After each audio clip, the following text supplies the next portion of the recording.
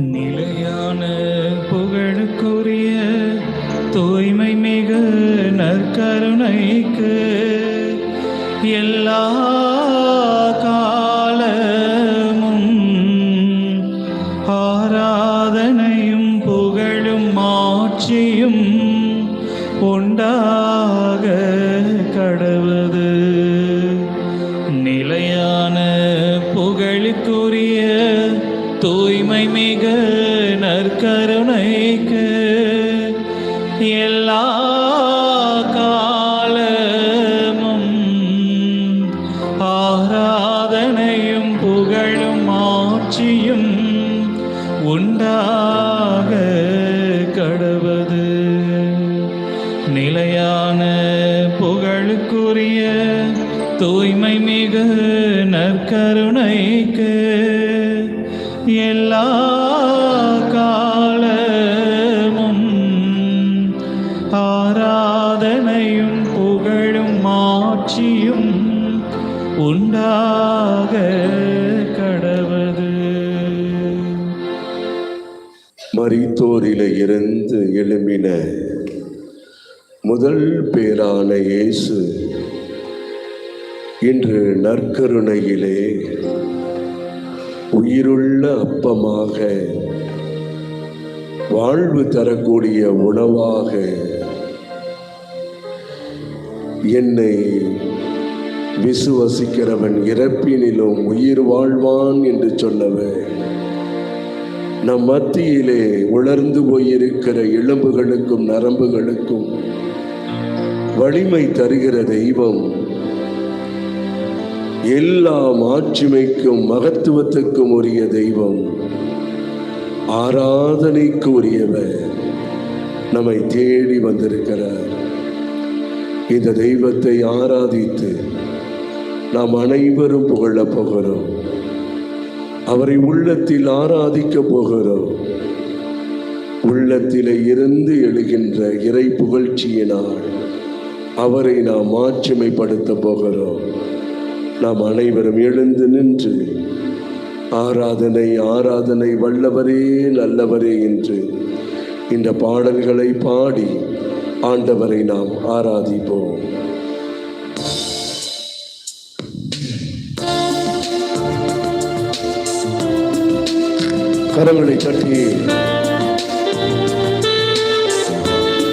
கரங்களை தட்டி பாடுவோமா?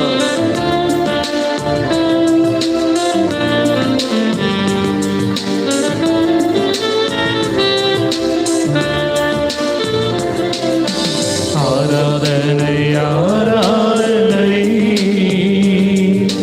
வல்லவரே நல்லவரே,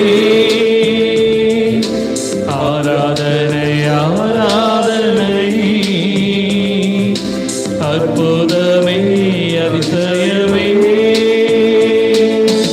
உந்த நாமம் உயர்த்தி பாடிடுவே உயிருள்ள உந்த நாமம் உயர்த்தி பாடிடுவே உயிருள்ள நாளெல்லாம். ஆராதனை ஆராதனை வல்லவரே நல்லவரே, ஆராதனை ஆராதனை அற்புதமே அதிசயமே. பிரியமானவர்களே, இன்றைய தினம் அநேகர் என்னிடத்துல கேட்டது, முதல் சனிக்கிழமை தியானம் நடைபெறுமா இந்த மாதம்? நான் கேட்டேன், ஏன் அப்படி கேட்குறீங்கன்னு.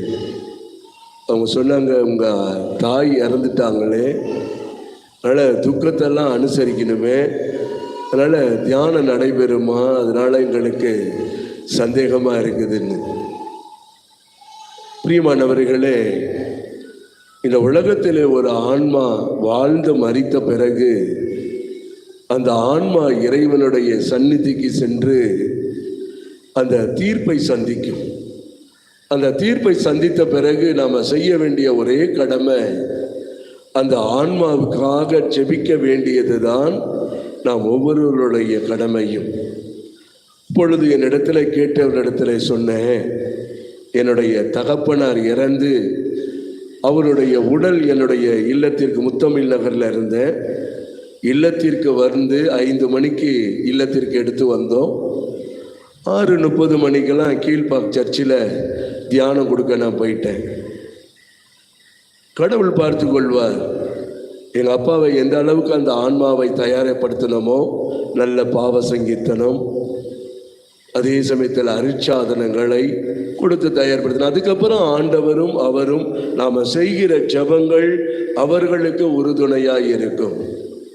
அப்போ ஆண்டவர் இன்னைக்கு நம்மிடம் எதிர்பார்ப்பது, எல்லா சூழ்நிலையிலையும் நாம் ஆண்டவரோடு அவரோடு கூட நம்ம இருக்கணும். ஆண்டவர் சொல்றார், உங்களை நான் உலகத்திலே இருந்து பிரித்தெடுத்திருக்கிறேன். நீங்க உலகம் காட்டும் மாதிரியை பின்பற்றாதீர்கள்.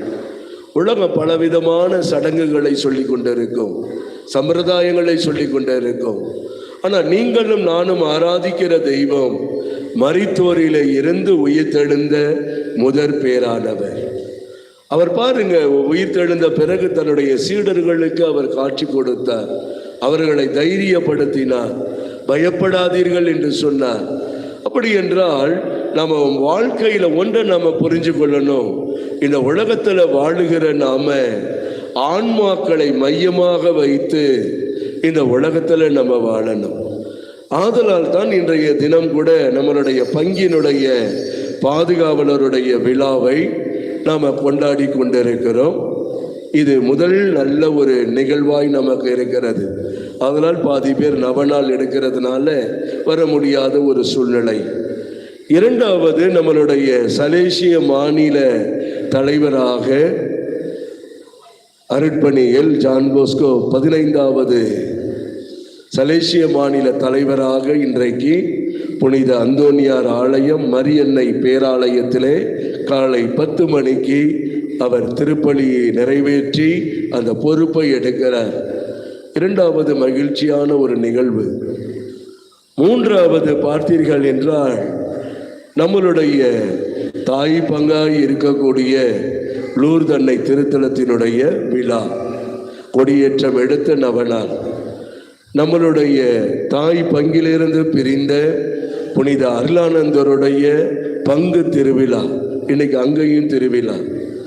ஆனால் இந்த விழாக்கள் எல்லாம் நமக்கு சொல்லுகிற காரியம், ஆன்மாக்களை மையமாய் வைத்துதான் இந்த விழாக்கள், பதவி ஏற்புகள் அனைத்துமே இருக்கிறது. இன்றைக்கு நம்முடைய தியானத்தினுடைய செய்தியினுடைய மைய பொருளாக புனித தொன் போஸ்கோ உடைய விருது வாக்கும், ஆன்மாக்களை எனக்கு கொடுங்கள், மற்றவற்றை நீங்கள் எடுத்துக்கொள்ளுங்கள் என்றுதான் ஆண்டவரிடத்திலே அவர் ஜெபித்தார். என் அன்புக்குரிய சகோதரனே சகோதரியே, ஆன்மாக்களை எனக்கு கொடுங்கள். ஒரு மனுஷனுடைய ஆன்மா விலை மதிக்க முடியாதது, உயர்தரமானது, உன்னதமானது.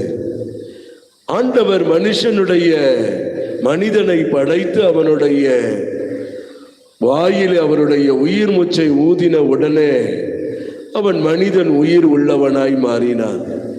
நீங்கள் விவிலியத்தை எடுத்து வாசித்து பார்த்தீர்கள் என்றால், மனிதனுடைய உயிர் பிரிந்த பிறகு அந்த சரீரம் மண்ணுக்கு செல்கிறது, அவனுடைய ஆன்மாவோ தீபமாய் ஆண்டவரிடத்தில் செல்லுகிறது என்பதை பார்க்கலாம். ஆதலால் தான் இறந்தவர்களுடைய இல்லத்திலே தீபத்தை ஏற்றி வைப்பார்கள். அந்த ஆன்மா ஆண்டவரை சந்திக்க வேண்டும், அந்த துயர நாட்களை சந்திக்க வேண்டும் என்று. அப்ப இந்த உலகத்திலே வாழ்ந்த ஒவ்வொரு புனிதர்களும் இந்த ஆன்மாக்களின் மீது அவ்வளவு தாகம் கொண்டவர்களாய் இருந்தார்கள்.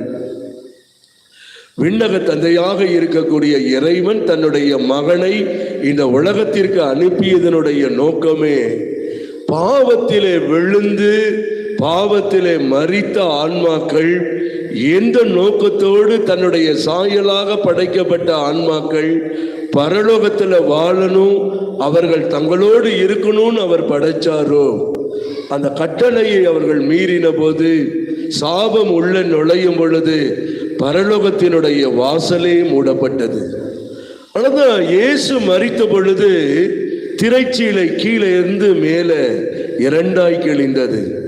மரித்தவர்கள் எல்லாம் அவர் உயிர் தெழும் பொழுது உயிரோடு கூட எழுந்தார்கள். விண்ணகத்தில் ஆண்டவருடைய பிள்ளைகள் போகக்கூடிய வாசலை ஆண்டவர் இயேசு திறந்தார். எதற்காக ஆண்டவராகிய இறைவன் தன்னுடைய மகனை இந்த உலகத்திற்கு அவர் அனுப்பினார் என்றால், யோவான் 3:16 சொல்கிறது, தன்னுடைய ஒரே பேரான மகன் மீது நம்பிக்கை கொள்ளும் எவரும் அழியாமல் நிலை வாழ்வை பெறும் பொருட்டு அந்த மகனையே அழிக்கும் அளவுக்கு கடவுள் இந்த உலகத்தின் மீது அன்பு கூர்ந்தார். அப்ப அன்பு கூர்ந்ததனுடைய நோக்கமே ஆத்துமாக்கள் அழிந்து போயிடக்கூடாது, ஆன்மாக்கள் அழிந்து போயிடக்கூடாது.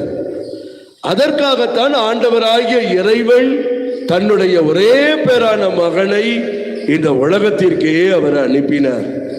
இதைத்தான் நம்மளுடைய தாயாம் திருச்சபையானது, கத்தோலிக்க திரு அவையானது ஒவ்வொருவருடைய ஆன்மாவினுடைய ஈடேற்றத்திற்காக போதிக்கும் பணியை செய்கிறது, நற்செய்தி பணியை செய்கிறது.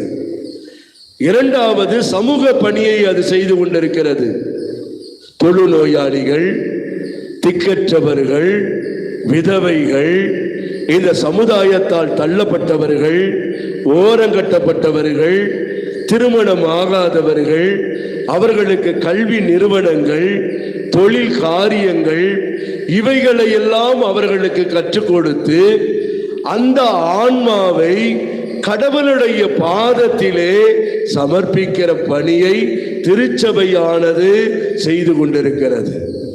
ஏன்னா கிறிஸ்துவினுடைய இறை மக்களுடைய மனதை கிறிஸ்துவினுடைய திருவுடலாம் இருக்கக்கூடிய மறை உடலை கட்டி கொண்டிருக்கிறது திருச்சபை. பரிசுத்த திருமறை நூலை எல்லாம் நாம் எடுத்து வாசித்து பார்த்தோம் என்றாலும், நம்மளுடைய பங்கின் பாதுகாவலர் தந்தை தொன் போஸ்கோவுடைய வாழ்க்கையில நம்ம பார்த்தோம் என்றாலும், அவருடைய இளமை பருவத்தில் பார்க்கின்ற பொழுது புது நன்மை அவர் வாங்குகிறார்.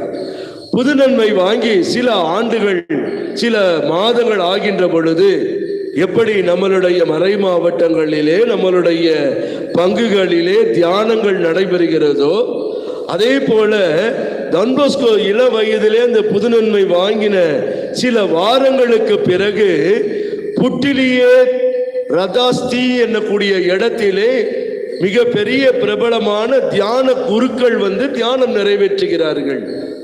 நம்ம பிள்ளைங்கள்லாம் பார்த்தீங்கன்னா இந்த புது நன்மை வாங்குற வரைக்கும், உறுதி பூஸ்தல் வாங்குற வரைக்கும், திருமணம் அருட்சாதனத்தை பெற வரைக்கும் ஆலயத்துக்கு வருவாங்க, ஜபத்தை கற்றுக்குவாங்க, முடிஞ்சிடும். அதுக்கப்புறம் அம்மா அப்பாவும் அவங்கள தேடணும், பங்கு சாமியாரும் அவங்கள தேடிக்கிட்டு இருக்கணும். உண்மைதானே? என்னங்க யாரும் பேச மாட்டீங்க? நம்ம பிள்ளைங்க நிலைமை அப்படி தானே. ஆனால் இங்கே டான் போஸ்கோவுடைய வாழ்க்கையில் பார்க்கும் பொழுது புட்டிலியே ராதாஸ்தி என்னக்கூடிய ஒரு கிராமத்தில் அங்கே பெரிய தியான மறையுரை நடக்கும் பொழுது டான் போஸ்கோ அந்த இளம் வயதிலேயே தியான மறையை கேட்பதற்காக அவர் ஒவ்வொரு நாளும் சீக்கிரமாய் சென்று அங்க தியான உரையை அவர் கேட்பாராம். அந்த தியான உரையை கேட்டுவிட்டு அங்கிருந்து செல்லுகிற பொழுது அதை ஒரு குருவானவர் பார்க்கிறார். மறை திரு கலஸ்லோ என்னக்கூடிய அடிகளார் டான் போஸ்கோவை பார்க்கிறார். இந்த சின்ன வயசுல இவர் ஆண்டவரை, அதுவும் தியான மறையுரையை இவர் கேட்க வருகிறாரு.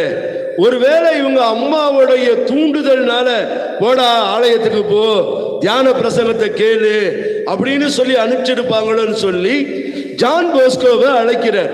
இங்க வாப்பா, இங்க வா, எதுக்காக நீ இந்த தியானத்திற்கு நீ வர? நீ தியான மறையுரையெல்லாம் நீ கேட்டு இருக்கிற இல்லையா?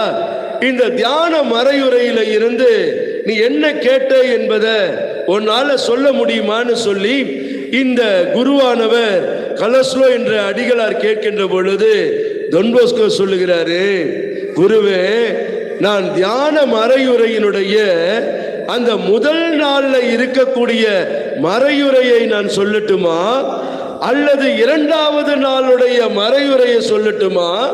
அந்த மறையுரையிலே ஒவ்வொரு கருத்துக்களை மறையுரையாளர்கள், தியான பிரசங்கியாளர்கள் சொன்னார்களே, அதை உங்களுக்கு சொல்லட்டுமா என்று சொல்லி இந்த குருவானவரிடத்திலே தொன் போஸ்கோ அவர் கேட்கிறார்.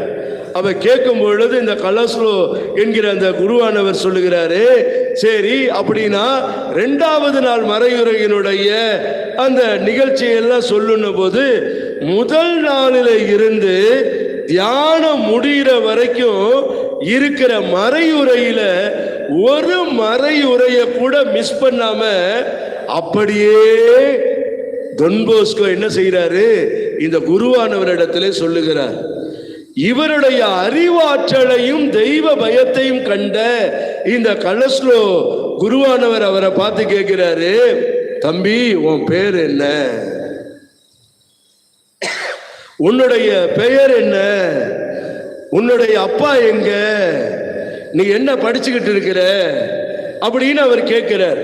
அப்ப தொன் போஸ்கோ என்ன தெரியுமா கேட்கிறாரு, அவர் சொல்றாரு அந்த குருவானவரை பார்த்து, என்னுடைய பெயர் ஜான் போஸ்கோ, நான் 2 வயதா இருக்கும் பொழுதே என் அப்பாவை நான் இழந்து விட்டேன், என்னுடைய தாயானவள் தான் என்னை காப்பாற்றி வருகிறார்கள் என்று சொல்லிவிட்டு என்ன சொல்றாரு, எனக்கு படிப்பதற்கு ஆசையாக இருக்கிறது, நான் படிப்பதற்கு ஆசையா இருக்குது, அப்ப நான் உன்னை படிக்க வைக்கிறேன், நீ படிக்கிறியான்னு இந்த குருவானவர் கேட்கிறார். அப்பொழுது தொன் போஸ்கோ சொல்லுகிறார், நான் கண்டிப்பா நான் படிக்கிறேன், என்ன நீங்க படிக்க வைங்கன்னு சொல்றார். அப்ப படிக்க வைங்கன்னு சொன்ன உடனே இந்த கலோஸ்லோ என்னக்கூடிய குருவானவர் அந்த அடிகளார் கேட்கிறாரு, சரி நான் உன்னை படிக்க வைக்கிறேன், நீ படிச்சா நீ என்ன செய்வ? நம்ம பிள்ளைங்களை கூட பார்த்து கேட்கலாம்டா, நீ படிச்சா நீ என்ன பண்ண போற அப்படின்னு சொல்லி கேட்கலாம் இல்லையா? பெரியவங்க, வீட்டில் இருக்க பெரியவங்க, பாட்டிமாருங்க, இல்லை ஃபாதர்ஸுங்க கூட நம்ம பிள்ளைங்களை பார்த்து கேட்கலாம், படிக்கிறிய, படித்த பிறகு நீ என்ன செய்ய போற, உன்னுடைய ஃபியூச்சர் பிளான் என்ன சொல்லுன்னு கேட்கலாம். அப்படிதான் இந்த கலஸ்லோ அடிகளாரும் டான் போஸ்கோவை பார்த்து கேட்கிறார், நான் உன்னை படிக்க வைக்கிறேன், படித்த பிறகு நீ என்ன செய்ய போறன்னு கேட்கிறார்.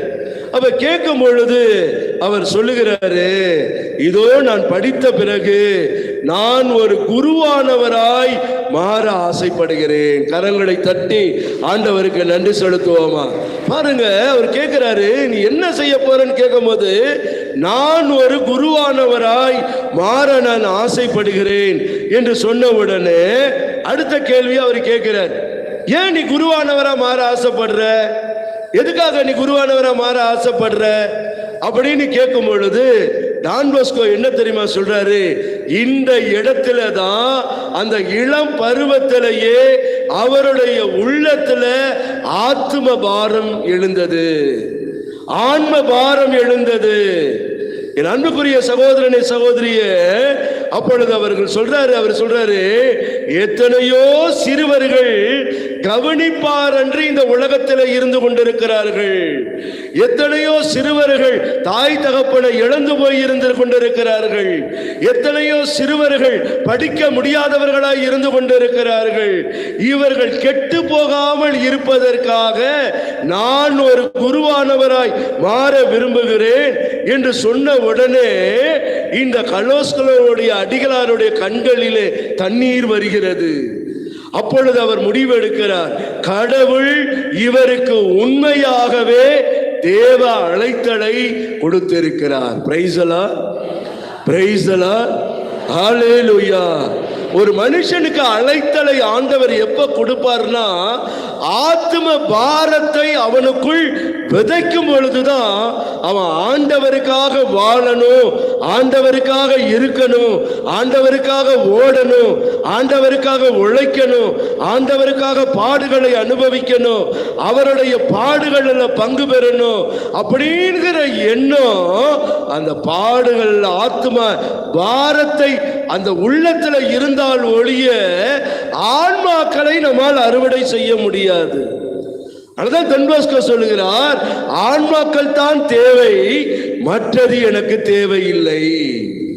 தொன் போஸ்கோவுடைய அறையிலே 2 வாக்கியங்கள் எழுதப்பட்டிருக்கும், 2 வாக்கியங்கள் எழுதப்பட்டிருக்கும். அந்த 2 வாக்கியங்கள் என்னன்னு பார்த்தீங்கன்னா, ஒன்று புனித பிரான்சிஸ் அலேசியார் அடிக்கடி சொல்லக்கூடிய வார்த்தை. அந்த வார்த்தை என்னன்னா, ஆண்டவரே ஆத்துமாக்களை தவிர எனக்கு வேற எதுவும் வேண்டாம். இரண்டாவது வார்த்தை என்ன வார்த்தைன்னா, புனித மார்கரெத் அம்மாளுக்கு, மார்கரெத் மரியாளுக்கு சொன்ன வார்த்தை, ஆத்ம ரட்சணியமே உன் ஆன்மாவை ரட்சித்துப்பார். இந்த ரெண்டு வார்த்தையை தான் தொன் போஸ்கோ தன்னுடைய அறைகளிலே அவர் பதித்து வைத்திருந்தார். ஆதலால் தான் இந்த உலகத்தில் அவர் குருவானவராய் மாறின பிறகு சலேசிய சபையை ஆரம்பிப்பதற்கு பல இன்னல்களை, பல வேதனைகளை, கஷ்டங்களை, அவமானங்களை, புறக்கணிப்புகளை எல்லாம் பெற்ற பொழுது எந்த நோக்கத்திற்கு தான் ஒரு குருவானவராக மாற வேண்டும் என்று விரும்பினாரோ அந்த லட்சியம், அந்த ஆத்தும பாரம் தொன் போஸ்கோவுடைய உள்ளத்திலே இருந்தது. Praise the lord, praise the lord, ஹல்லேலூயா, ஹல்லேலூயா. இயேசுவே உமக்கு நன்றி, இயேசுவே உமக்கு ஸ்தோத்திரம். எந்தெந்த விதத்தில எல்லாம் டான் போஸ்கோ ஆத்துமாக்களை ஆண்டவற்றை கொண்டு வந்தார்னா, ஒப்புரவு அருட்சாதனத்தின் வழியாய் பல மணி நேரம் அமர்ந்து பாவ அறிக்கை கேட்பாராம். ஆன்மாக்களை எப்படியாவது இறைவனிடத்தில் கொண்டு வர வேண்டும். பாவத்தில் இவங்க இருக்கிறாங்களே, அநியாயத்தில் இவங்க இருந்து கொண்டிருக்கிறாங்களே, பாவ அறிக்கை செய்யாமல் இருந்து கொண்டிருக்கிறார்களே, இவர்களுக்கு ஒரு பரிந்துரையாளராக நான் இருந்து இறைவனிடத்தில் பரிந்து பேசி ஆண்டவர் ஒரு குருத்துவானவர் கொடுத்த அந்த அபிஷேகத்தை இந்த வேளையில் பயன்படுத்தி அந்த பாவ அறிக்கையின் வழியாக பாவ மன்னிப்பை கொடுத்து அந்த ஆன்மாவை இறைவனிடத்திலே கொண்டு சேர்க்கக்கூடிய கருவியாக புனித தொன் போஸ்கோ இந்த உலகத்திலே இருந்தார். அவருக்குள்ளேயும் பார்த்தீங்கன்னா தந்தை பியோவுக்கு இருந்ததை போல உள்ளத்தை ஊடுருவி பாயக்கூடிய அந்த வரம் புனித தொன் போஸ்கோவுக்கும் இருந்தது. பாவ சங்கீர்த்தனை செய்ய வரும் பொழுது, பாவ அறிக்கை செய்ய வரும் பொழுது, பாவ அறிக்கையை மறந்து விட்டார்கள் என்றால் அந்த பாவ அறிக்கையை அவர் நினைவுபடுத்துவார், நினைவு கூறுவார். என் அன்புக்குரிய சகோதரனே, சகோதரியே, அவர் பாவ சங்கீதத்துல எவ்வளவு மணி நேரம் கேட்டிருக்காராம் தெரியுமா? காலையில அதிகாலையில இருந்து இரவு 11 மணி வரைக்கும் பாவ சங்கீதனம் கேட்டிருக்காராம். Praise the lord, praise the lord, ஹல்லேலூயா. இன்னைக்கு கூட நம்மளாம் தியானத்தில் வரும்பொழுது கேட்பாங்க, ஒரு சிலவங்க புதுதாக வரவங்க கேட்பாங்க, நீங்கள் தியானம் எந்த டைமில் பிரதர் ஆரம்பிப்பீங்க? காலையில். நான் கேட்பேன், எதுக்காக கேட்குறீங்க? இல்லை, கேட்டுக்கிறது நல்லது தானே.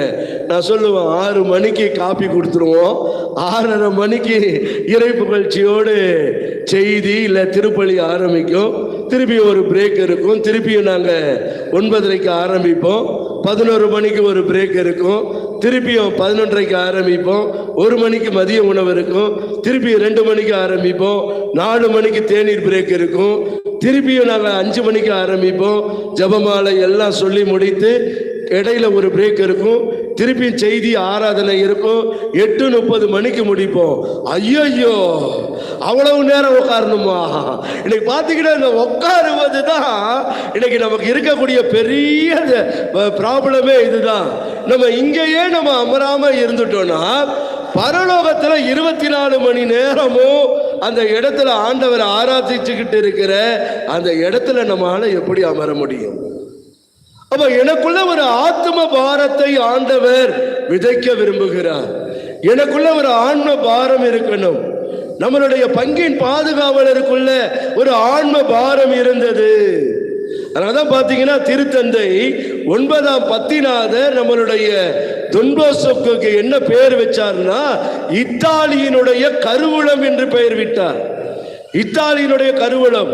அவர் எப்பொழுதெல்லாம் அங்கு சந்திக்க போவாரோ தொன் போஸ்கோவிடம் திருத்தந்தை அவர்கள் பாவ சங்கீர்த்தனம் செய்ய விருப்பப்படுவாராம்.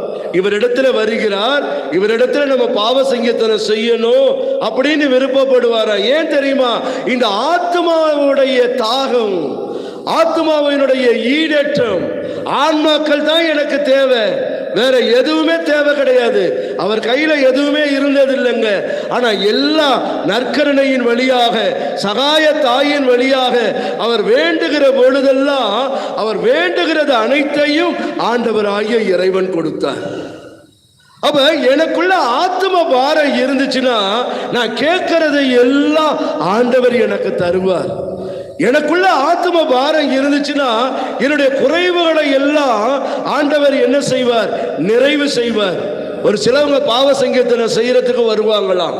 அப்ப பாவ சங்கீர்த்தனை செய்ய வரும் பொழுது கற்புக்கு எதிரான பாவங்களை வந்து சொல்ல வருவாங்களாம். அப்ப அவர் கையில பாத்தீங்கன்னா மாத்திரை வச்சிருப்பாராம். இவரும் பியோவும் அப்படிதான். இந்த பாவ சங்கீர்த்தனை செய்ய வரும்போது கையில மாத்திரை வச்சிருப்பார். இந்த கற்புக்கு எதிரான பாவங்கள் செய்தவங்க எல்லாம் பாவ அறிக்கை செய்ய வருவாங்க. ஏன்னா பயங்கர வாமிட் வர ஆரம்பிக்குமா, தலைவலி வர ஆரம்பிக்குமா. அந்த நேரத்தையும் நம்ம போய் தலைவலிக்குதே, வாந்தி வருதே, கற்புக்கு எதிரான பாவத்தை இவங்க செஞ்சிருக்கிறாங்களே, இவங்க பாவத்தை மன்னிச்சுன்னு போய் படுத்துட்டு நாளைக்கு பாவ சங்கீர்த்தனை கேட்கலான்னு இல்லை. அந்த கற்புக்கு எதிரான பாவம் செய்த பொழுது அந்த பாவத்தை மன்னித்து அந்த மாத்திரையை போட்டுக்கிட்டு தொடர்ந்து பாவ அறிக்கையில் அமர்ந்திருப்பார்களாம்.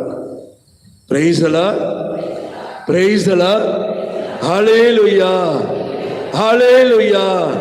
இயேசுவே உமக்கு நன்றி, இயேசுவே உமக்கு ஸ்தோத்திரம். அதனாலதான் பாத்தீங்கன்னா திருத்தந்தை அவர்கள் தூரின் பட்டணத்தினுடைய ஆத்ம வேடர் என்னக்கூடிய பட்டத்தை புனித தொன்போஸ்கோக்கு கொடுத்தார்.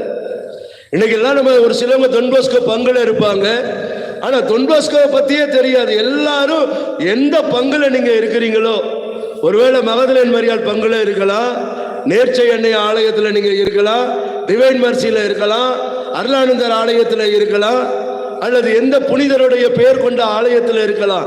அந்த புனிதருடைய வாழ்க்கை வரலாறை வாங்கி படிங்க. அது உங்களுக்கு ஒரு பெரிய ஆசீர்வாதம். நம்ம வந்து ஆலயத்துக்கு திருவிழாவுக்கு நம்ம சுத்தி வர்றது எல்லாம் செய்யறதெல்லாம் அந்த புனிதர்கள் விரும்ப மாட்டாங்க. அந்த புனிதர்கள் விரும்புவது ஆத்ம ஆதாயம், ஆத்ம ஆதாயம். அந்த ஆத்ம இழப்புக்காக என்ன தியாகத்தை வேணாலும் அவங்க செஞ்சாங்க. எந்த அளவு அவமானப்படணுமோ, எந்த அளவு வேதனைப்படணுமோ, எந்த அளவு கஷ்டப்படணுமோ அந்த அளவுக்கு புனிதர்கள் தங்களுடைய வாழ்க்கையில இறைவனுடைய திருவுளத்தை, ஆத்ம தாகத்தை ஒன்றையே அவர்கள் மையமாக வைத்து அவர்கள் வாழ்ந்து கொண்டிருந்தார்கள். என் அன்புக்குரிய சகோதரனே, சகோதரியே, அப்பதான் பாத்தீங்கன்னா திருத்தந்தை 9ஆம் பத்திநாதர் தொன்போஸ்கோவுக்கு தான் ஒரு அதிகாரத்தை கொடுக்கிறார். அது என்ன அதிகாரம் தெரியுமா? ஒப்புரவு அருட்சாதனத்தை தொன்போஸ்கோ எந்த இடத்திலும் கேட்கலாம். ஒரு குருவானவர் வந்து ஒப்புரவு அருட்சாதனத்தை ஒன்னு பங்கு ஆலயத்தில் கேட்கணும், இல்ல பங்கினுடைய குருவின் அனுமதியின்படி இங்க தியானம் நடக்குதா இந்த இடத்துல அமர்ந்து கேட்கலாம். ஆனால் திருத்தந்தை அவர்கள், திருத்தந்தை 9ஆம் பத்திநாதர் தொன்போஸ்கோவுக்கு கொடுத்த அந்த அதிகாரம் எப்படின்னா, ஒப்புரவு அருட்சாதனத்தை எந்த இடத்துல யார் வந்து தொன்போஸ்கோட்ட சாமி நான் பாவ சங்கீர்த்தனம் செய்யணும், தொன்போஸ்கோவே நான் பாவ சங்கீர்த்தனம் செய்யணும்னா அந்த இடத்திலேயே அவர்களுக்கு பாவ சங்கீர்த்தனம் கொடுக்கக்கூடிய அதிகாரத்தை திருத்தந்தை அவர்கள் கொடுத்திருந்தாங்க. கரங்களை தட்டி நன்றி செலுத்துவோமா? ஒரு ஆன்மாவின் மீது இருந்த தாகங்க யாருக்கும் கிடைக்காத பாக்கியம். தொன்போஸ்கோவுடைய ரிலிக் வந்துச்சு, அவருடைய புனித பண்டம் வந்துச்சு. அந்த புனித பண்டம் முதல்ல எங்க வந்துச்சு தெரியுமா? சென்னைக்கு. எங்க வந்துச்சு? சகாயமாதா கோயிலுக்கு தான் வந்துச்சு. அந்த சகாயமாதா கோயிலுக்கு வந்தபோது அந்த இரவு முழுவதும் தொன்போஸ்கோவோடு இருந்து அவரை பற்றி அந்த ஒரு நாள் முழுவதும் பேசக்கூடிய பாக்கியத்தை ஆண்டவர் தந்தை மனையல் மூலியமா எனக்கு கொடுத்தார். நானும் பிரதர் சாஜியும் தான் அதை நடத்தினோம். ஒரு நாள் இரவு முழுவதும் தொன்போஸ்கோவோடு இருந்து அவருடைய புதுமைகள், அவருடைய பிரசன்னம், அவருடைய வழிநடத்துதல். அடுத்தது நம்மளுடைய பங்கிற்கு, லூர்தனை திருத்தலத்துக்கு, அந்தோனியார் ஆலயத்திற்கு, அதற்கப்புறம் தான் போனுச்சு. அடுத்தது பாண்டிச்சேரியில தார்சிஸ் அந்த பங்கு தந்தையா இருந்தாரு. அவர் இருக்கும் பொழுது அந்த ரிலிக் பண்ட அங்க போகும் பொழுது அங்கேயும் அந்த தியானத்தை நடத்தக்கூடிய பாக்கியத்தை ஆண்டவர் கொடுத்தார். இதெல்லாம் தாங்க இந்த ஆத்மா ஆதாயங்கள். புனிதர்களை பற்றி நம்ம படிச்சுட்டோம்னா நம்மளால சும்மா இருக்க முடியாதுங்க.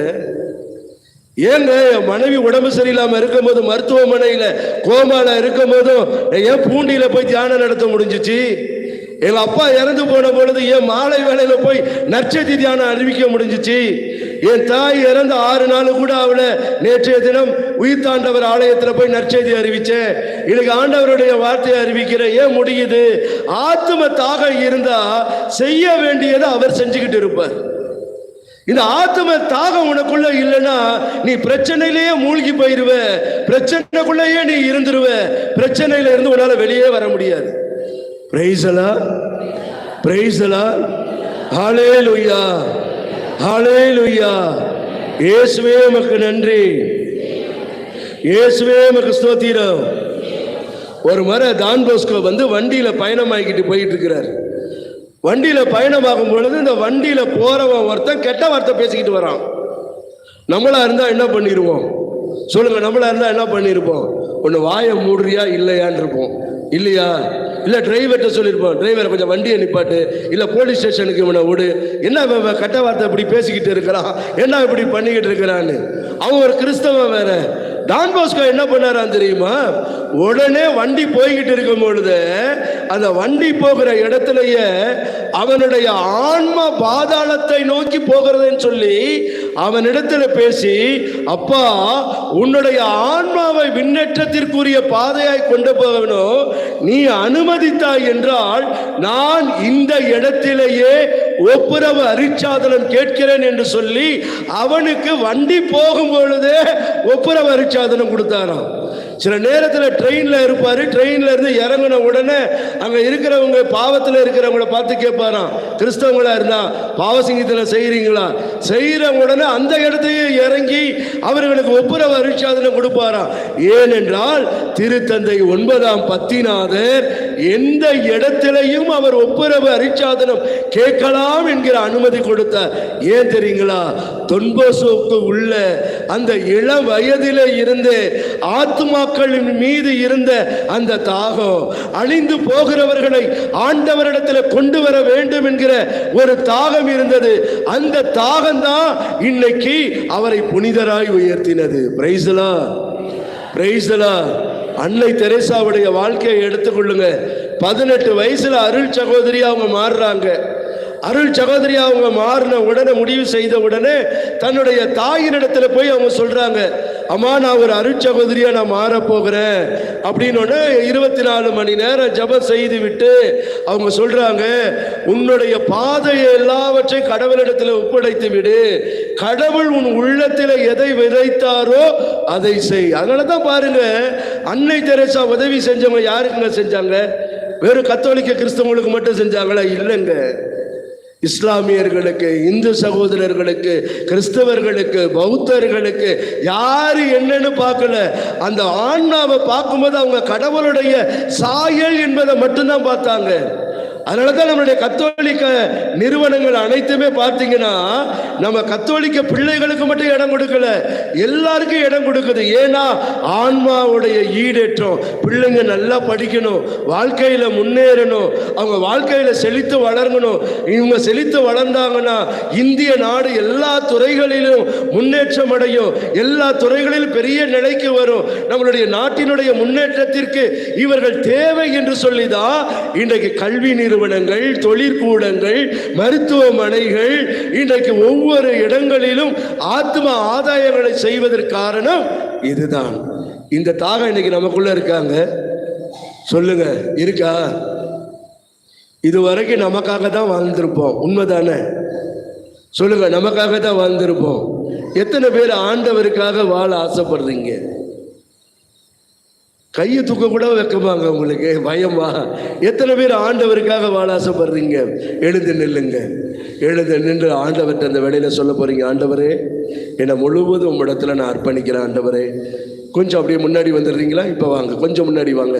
இனி வருவாங்க, அதனால தான் நான் சொல்றேன், வாங்க, கொஞ்சம் முன்னாடி வாங்க, கொஞ்சம் முன்னாடி வந்துடுங்க. கரங்களை உயர்த்தி ஆண்டவரிடத்துல நாம் இந்த வேலையில ஜெபிப்போம். ஜெபித்த ஆண்டவரிடத்துல ஒப்பு கொடுப்போம். ஆண்டவரே, எனக்குள்ள ஒரு ஆத்ம பாரத்தை தாங்க ஆண்டவரே. ஆன்ம பாரம் எனக்குள்ள தேவை. நான் என் குடும்பத்தில் குடும்ப பொறுப்பாக இருந்தாலும், குடும்ப தலைவியா, குடும்ப தலைவனாக நான் இருந்தாலும், தாய் தகப்பனாக இருந்தாலும், என் பிள்ளைங்களுடைய ஆன்மாவுக்கு நான் முக்கியத்துவம் கொடுக்கல. தொன்போஸ்கோவுடைய தாய் மம்மா மார்கரெட் சொன்னாங்க, தன் மகனை பார்த்து, குருவானவரா மாறணும்னு விரும்பின உடனே, அப்பா நீ குருவானவரா மாறணும்னு சொன்னதை குருவானவர் கேட்டபோது மிகுந்த மகிழ்ச்சி அடைகிறேன். என்னை பற்றி நீ கவலைப்படாத, நான் ஏழையா பிறந்தேன், ஏழையா வளர்ந்தேன், ஏழையாவே இந்த உலகத்தில் இருந்து செல்லுவேன். ஆனால் உனக்கு ஒன்னே ஒன்று சொல்கிறேன், கடவுளுடைய விருப்பத்துக்கு விரோதமா செல்வ செழிப்பை நோக்கி நீ ஓடினாய் என்றால், செல்வ செழிப்புக்கு நீ முக்கியத்துவம் கொடுத்தாய் என்றால், ஆடம்பரத்துக்கு நீ முக்கியத்துவம் கொடுத்துட்டீனா உன் வீட்டுக்கு கூட நான் வரமாட்டேன்னாங்க. அதனால தாங்க 72 வயசுல கூட தொன் போஸ்கோ அம்மா மார்கரெட்டை தன் தாயை நினைத்து அழுதார். எப்படி என்ன எங்கள் அம்மா ஆத்ம பாரத்தை எனக்குள்ளே ஊட்டுனாங்கன்னு. இன்னைக்கு நீங்கள் நல்ல தாயா தகப்பனாக இருக்க, உங்கள் பிள்ளைகளை ஆத்ம ஆதாயம் செய்ய, ஆத்ம பாரத்தை உங்கள் பிள்ளைகளுடைய, உங்கள் பேர பிள்ளைங்களுடைய உள்ளத்தில் விதைக்க ஆண்டவர்கிட்ட அந்த வேலையில் ஒப்பு கொடுப்பீங்களா? 2 கரங்களை உயர்த்துங்க. 2 கரங்களையும் உயர்த்தி, ஆண்டவரே எனக்குள்ள ஆத்ம பாரத்தை தாங்க. நீங்க விதைச்சால் ஒழிய எனக்குள்ள இந்த ஆத்ம பாரம் எனக்குள்ள வராது. நீங்க எனக்கு கொடுத்தால் ஒழிய ஆத்ம பாரம் எனக்குள்ள வராது. இந்த ஆத்ம பாரம் இல்லாம நான் இருந்துகிட்டு இருக்கிறேன், அனலும் இல்லாம குளிரும் இல்லாம நான் வாழ்ந்துகிட்டு இருக்கிறேன். ஆண்டவரே எங்கள் மீது உம்முடைய இரக்கத்தை நீங்க பொழிங்க ஆண்டவரே, உம்முடைய அன்பை பொழிங்க ஆண்டவரேன்னு சொல்லி இந்த வேளையில் ஆண்டவர்கிட்ட ஒப்பு கொடுப்போமா? எல்லாரும் துதிங்க. ஆத்ம பாரம் எனக்குள்ள ஊற்றுங்க ஆண்டவரேன்னு சொல்லுங்க. அவர் கொடுக்கலன்னா உங்களால் அதை செய்ய முடியாது. அவர் கொடுக்கலன்னா ஒரு மனுஷனை கூட ஆண்டவரிடத்துல நம்மளால கொண்டு வர முடியாது. இன்னைக்கு ஆண்டவர்கிட்ட ஒப்பு கொடுப்போம். ஆண்டவர்கிட்ட கரங்களை உயர்த்தி, ஆண்டவரே உம்மை நோக்கி மன்றாடுகிறேன். ஆண்டவர்கிட்ட கூப்பிடுங்க. இயேசுவே ஆத்ம பாரத்தை எனக்குள்ள தாங்கப்பா, ஆத்ம பாரத்தை எனக்குள்ள தாங்க, ஆத்ம பாரத்தை எனக்குள்ள தாங்க. அழிந்து போகிற ஆன்மாக்களை இடத்துல கொண்டு வரணும். என் குடும்பத்தில் எத்தனையோ பேர் ஆண்டவரே அனலும் இல்லாமல் குளிரும் இல்லாமல் இருந்து கொண்டிருக்கிறார்கள், ஏனோ தானோ என்று வாழ்ந்து கொண்டிருக்கிறார்கள். அவர்களை உம்மிடத்தில் நான் கொண்டு வரணும் ஆண்டவரே. எனக்குள்ள ஒரு ஆத்ம பாரம், நான் சாட்சியான வாழணும். நான் வேலை செய்கிற இடம், பணி செய்கிற இடம், ஆண்டவரே எல்லா இடத்திலையும் உம்முடைய அன்பை விதைக்கக்கூடிய உயிரோடு இருக்கிற நாளெல்லாம் கரங்களை தட்டி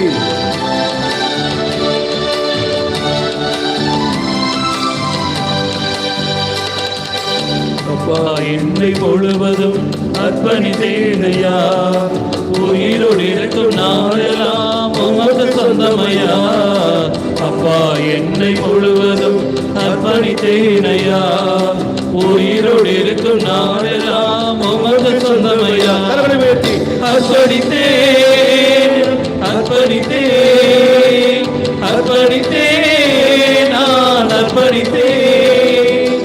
ஆவி ஆத்ம சரீரம் அர்ப்பணித்தேன், என் ஆவி ஆத்ம சரீரம் அர்ப்பணித்தேன். உனக்கு தருகிறேன் ஆண்டவரே. கள்ளம் கபடு இல்லாம எங்களை பாதுகாத்துக் கொள்ளுங்க ஆண்டவரே. ஆத்ம பாரத்தை எங்களுக்குள்ள தாங்க ஆண்டவரே. உள்ளமுடன் எல்லாமே உமக்கு தந்தேனையா, உள்ளமுடன் எல்லாமே உமக்கு தந்தேனையா. கள்ள கபடம் இல்லாமல் காத்து கொள்ளுமையா, ஒரு கள்ள கபடம் இல்லாமல் காத்து கொள்ளுமையா. அர்ப்பணித்தேன் அர்ப்பணித்தேன் அர்ப்பணித்தேன் நான் அர்ப்பணித்தேன். ஆவி ஆத்ம சரீரம் அர்ப்பணித்தேன், என் ஆவி ஆத்ம சரீரம் அர்ப்பணித்தேன். அப்பா என்னை முழுவதும் அர்ப்பணித்தேனையா, உயிரோடு இருக்கும் நாளெல்லாம் உமக்கு சொந்தமையா. கரங்களை உயர்த்தி அப்படியே ஆண்டவர்கிட்ட ஒப்பு கொடுப்பீங்க. ஒப்பு கொடுங்க, ஒப்பு கொடுங்க, ஒப்பு கொடுங்க. ஆண்டவரே என்னை முழுவதும் நான் ஒப்பு கொடுக்கிறேன் ஆண்டவரே. என் சரீரத்தில் இருக்கிற வியாதிகள், பலவீனங்கள், நோய்கள், என் குடும்பத்தில் இருக்கிற பாரங்கள், என் குடும்பத்தில் இருக்கிற கடன் தொல்லைகள், வேலை இல்லாத பிரச்சனைகள், குடும்பத்தில் இருக்கக்கூடிய கஷ்டங்கள், என் பிள்ளைகளிடத்தில் இருக்கிற கருத்து வேறுபாடுகள், ஆண்டவரே என் குடும்பத்தில் சமாதானம் இல்லாத நிலைகள், ஆண்டவரே என் குடும்பத்தில் ஏற்படுகிற நோய் நோக்காடுகள், இவை எல்லாவற்றையும் குடும்பத்தில இருந்து விடுதலை கொடுக்க வேண்டும் ஆண்டவரே. எங்களுக்குள்ள ஒரு ஆத்தும பாரத்தை ஊற்றுங்க ஆண்டவரே, ஒரு அபிஷேகத்தை ஊற்றுங்க ஆண்டவரே, வல்லமையை ஊற்றுங்க ஆண்டவரே. எங்களை முழுவதும் எடுத்து பயன்படுத்துங்க. உம்முடைய வல்லக்கரம் எங்களை தாங்கி வழி நடத்தட்டும். அனைத்து விதமான தடைகளிலே இருந்து எங்களுக்கு விடுதலை கொடுத்திருங்க ஆண்டவரே. அப்பா, இன்றைய தினத்திலே 15வது சலேசிய மாநில தலைவராக சென்னையை பொறுப்பேற்கின்ற எல் ஜான் போஸ்கோ தந்தை அவர்களுடைய கரத்தில் ஒப்படைக்கிறேன். அவர் செய்கிற பணிகள், அவரோடு இணைந்து செயல்படுகிறவர்கள், சலேசிய குருக்கள் ஒவ்வொருவரையும் கரத்தில் அர்ப்பணிக்கிறோம் ஆண்டவரே.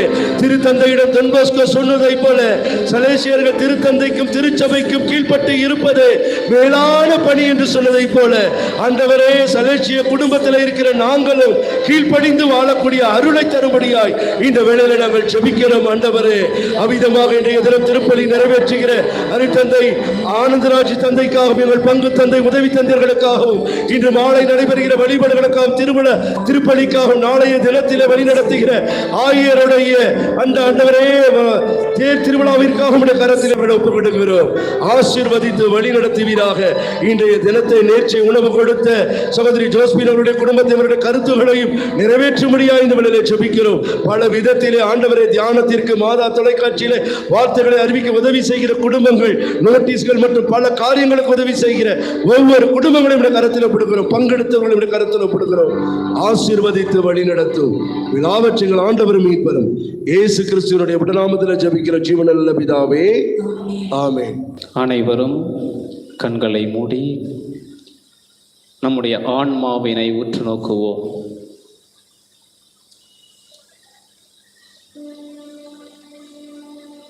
இதோ இந்த நல்ல தருணத்திலே இறைவன் நம் ஆன்மாவினை பார்க்க அழைப்பு விடுக்கின்றார்.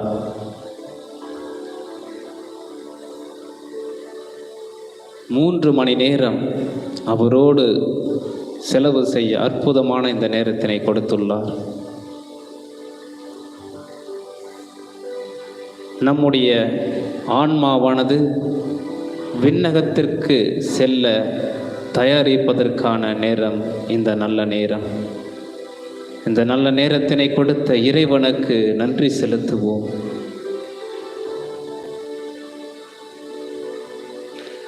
சிறப்பாக இத்தருணத்திலே நம்முடைய ஒவ்வொரு ஆன்மாவின் ஈடத்திற்காகவும் ஜெபிக்கப் போகின்றோம்.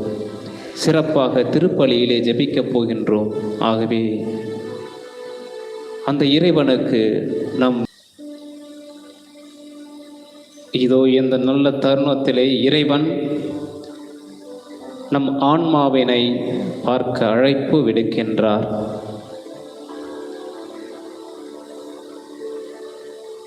மூன்று மணி நேரம் அவரோடு செலவு செய்ய அற்புதமான இந்த நேரத்தினை கொடுத்துள்ளார். நம்முடைய ஆன்மாவானது விண்ணகத்திற்கு செல்ல தயாரிப்பதற்கான நேரம் இந்த நல்ல நேரம். இந்த நல்ல நேரத்தினை கொடுத்த இறைவனுக்கு நன்றி செலுத்துவோம்.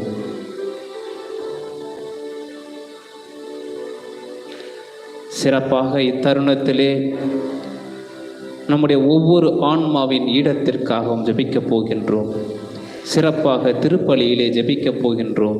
ஆகவே அந்த இறைவனுக்கு நம் இதயத்திலிருந்து நன்றி சொல்லுவோம். இதோ இந்த அற்புதமான நேரத்திலே இறைவனிடம் ஒரு வரம் கேட்போம். ஆண்டவரே, என் ஆன்மாவினை பார்க்க வரம் தாரும். என் ஆன்மா எந்த நிலையிலே இருக்கின்றது என்று பார்க்க கடவுளிடம் வேண்டுவோம். நம்முடைய ஆன்மாவின் நிலை நமக்கு தெரிந்திருந்தால் நான் எப்பவே மாறியிருப்பேன் என்று சொல்லும் தருணம் வரை காத்திராமல் நம்முடைய ஆன்மாவின் நிலையை ஆலோசித்து அதற்கான முயற்சிகளை செய்ய இத்தருணத்திலே நம்மோடு எழுந்தருள் இருக்கின்ற இறைவனை மனக்கண் முன் நிறுத்தி அவரிடம் வேண்டுவோம்.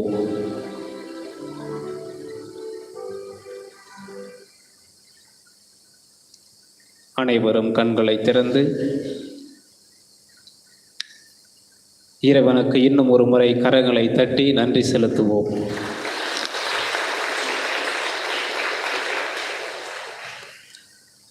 அன்பார்ந்தவர்களே, இன்று தலைப்பாக கொடுக்கப்பட்டது ஆன்மாக்களை எனக்கு கொடுங்கள், மற்ற அனைத்தையும் எடுத்து விடுங்கள்.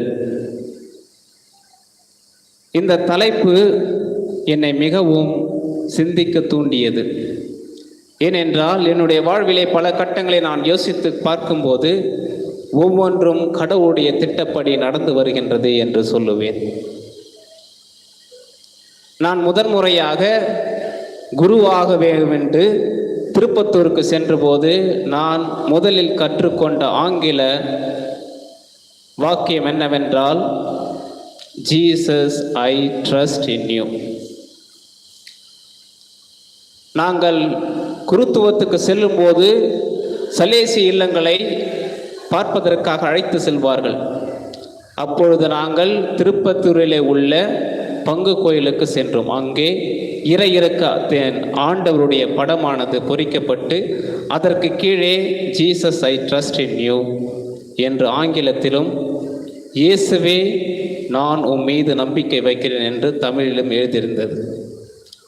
அப்பொழுது எங்களை வழிநடத்தி கொண்டிருந்த சகோதரர் அவர்கள் எங்களை வழிநடத்தி கொண்டிருந்தார். நான் அவரிடம், Jesus I trust in you brother, இதோட அர்த்தம் என்ன?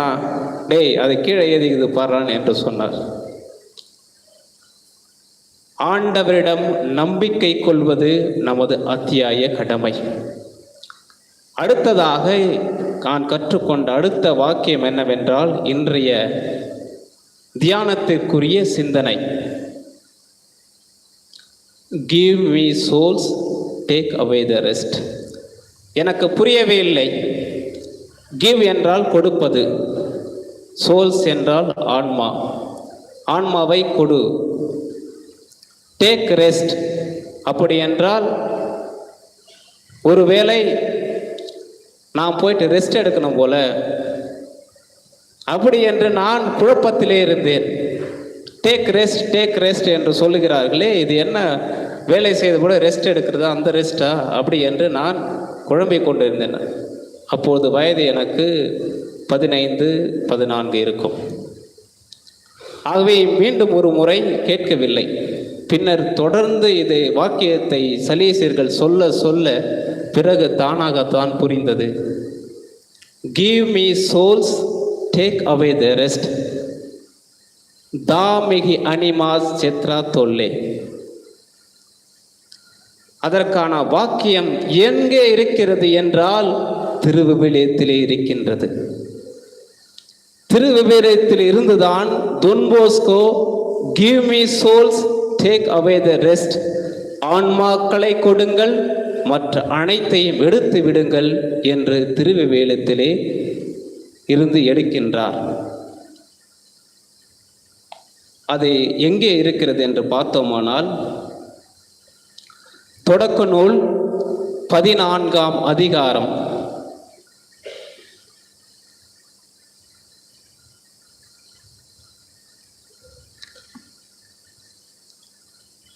வசனம் 22, அதற்கு முன் 21, 22. 21ஆம் வசனத்தை வாசிக்கவும். தொடக்க நூல் 14ஆம் அதிகாரம் வசனம் 21.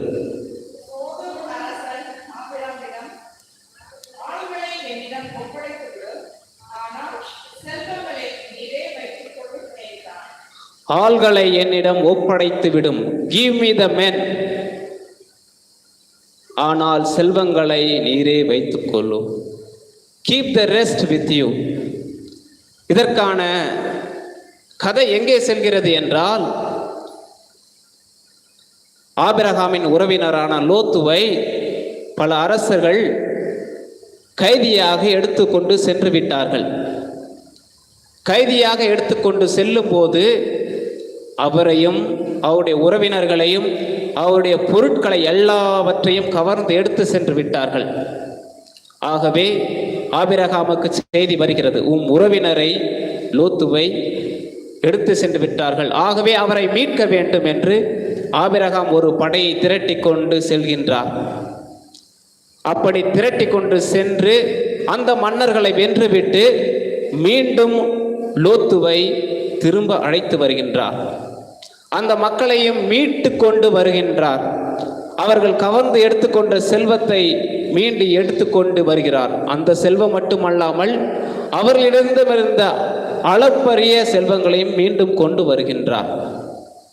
ஆகவே மீண்டும் கொண்டு வரும்போது சோதோம் என்ற மன்னனுக்கின் கீழ்தான் இந்த லோத்து என்பவர் வாழ்கின்றார். ஆகவே அவரிடம் இந்த செல்வம் எல்லாம் நீரே வைத்துக் கொள்ளும் என்று ஆபிரகாம் சோதோம் அரசனிடம் கொடுக்கிறார். அதற்கு சோதோம் அரசன் சொல்கிறான், ஆட்களை மட்டும், என்னுடைய மக்களை மட்டும் என்னிடம் கொடு, செல்வத்தை எல்லாம் நீரே வைத்துக்கொள் என்று சொல்கிறார். அன்பார்ந்தவர்களே, இந்த வசனம்தான் தொன்போஸ்கோவிற்கு give me souls take away the rest என்பதை எடுக்க ஒரு உற்சாகமாக இருந்தது. நாம் ஆன்மாவினை பற்றி சிந்திக்க இன்று அழைப்பு விடுக்கின்றோம். இந்த ஆன்மாவினை காப்பாற்றுவதற்காகவே நாம் இங்கு வந்துள்ளோம். ஆன்மாவினை காப்பாற்றி இறைவனிடம் சேருவதுவே நம்முடைய தலையாய கடமை. புனித பிரான்சிஸ்கு சவேரியார் அதற்காகவே இந்தியாவிற்கு வந்தார். அவர் பெயரில் ஏற்றப்பட்ட ஒரு பாடலை பாடி நாம் தொடர்ந்து சிறு மணித்துளிகள் நாம் தியானிப்போம்.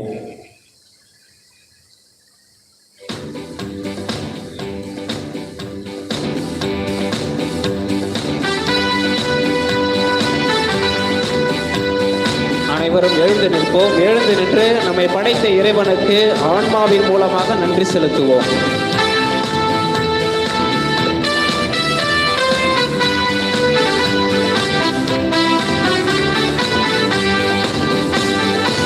உலகமெல்லாம் எனக்காதாயம் என வாழ்ந்தவர் மகிழ்ந்ததில்லை.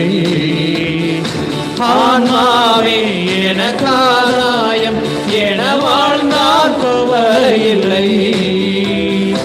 உலகமெல்லாம் எனக்காதாயம் என வாழ்ந்தவர் மகிழ்ந்ததில்லை. ஆன்மாவே எனக்காதாயம் என வாழ்ந்தார் கவலையில்லை. அழியும் செல்வம் சேர்ப்பதா, அழிய ஆன்மாவை காப்பதா, அழியும் செல்வம் சேர்ப்பதா, அழிய ஆன்மாவை காப்பதா, இந்த கேள்விக்கு பதிலாய் வாழ்ந்தவர் யார்? அவரை புனித சவேரியார். உலகமெல்லாம் எனக்காதாயம் என வாழ்ந்தவர் மகிழ்ந்ததில்லை. ஆன்மாவே எனக்காதாயம் என வாழ்ந்தால் கவலையில்லை.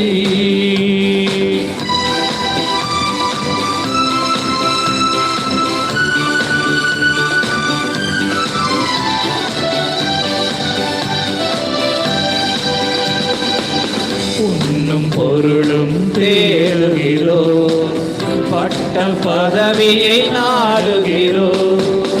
உண்ணும் பொருளும் தேடுகிறோம், பட்டம் பதவியை நாடுகிறோம். எதுவும் நிறைவு தருவதில்லை, எதிலும் மகிழ்ச்சி நிலைப்பதில்லை. எதுவும் நிறைவு தருவதில்லை, எதிலும் மகிழ்ச்சி நிலைப்பதில்லை. முடிவில்லாதது ஒன்றேதான், அழிவில்லாத ஆன்மாதான். முடிவில்லாதது ஒன்றேதான், அழிவில்லாத ஆன்மாதான். உலகமெல்லாம் எனக்காதாயம் என வாழ்ந்தவர் மகிழ்ந்ததில்லை. ஆன்மாவே எனக்காதாயம் என வாழ்ந்தால் கவலையில்லை. அனைவரும் அமர்வோம்.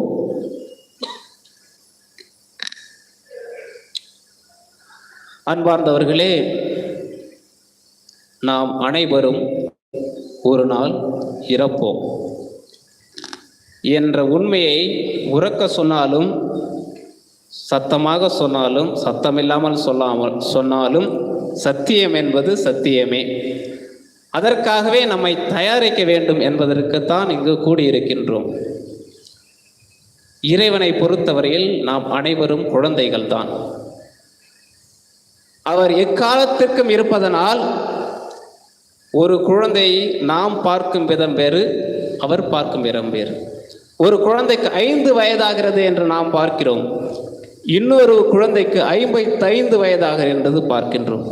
ஆனால் கடவுள் அவருக்கு ஆன்மா என்ற அடிப்படையில் அனைவரும் ஒருவர்தான் என்று பார்க்கின்றார்.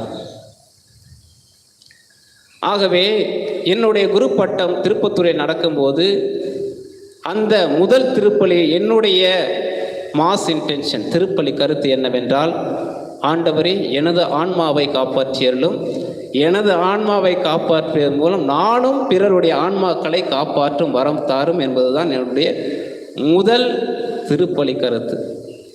ஆகவே அந்த தலைப்பிலே உங்களிடம் பேசுவதிலே எனக்கு இன்னும் ஒரு மகிழ்ச்சி. கடவுள் இதற்காகத்தான் அழைத்திருக்கிறார் என்பதை இன்னும் மேலும் மேலும் உணர வைப்பதற்காகவும் கடவுளுக்கு நன்றி செலுத்துகிறேன்.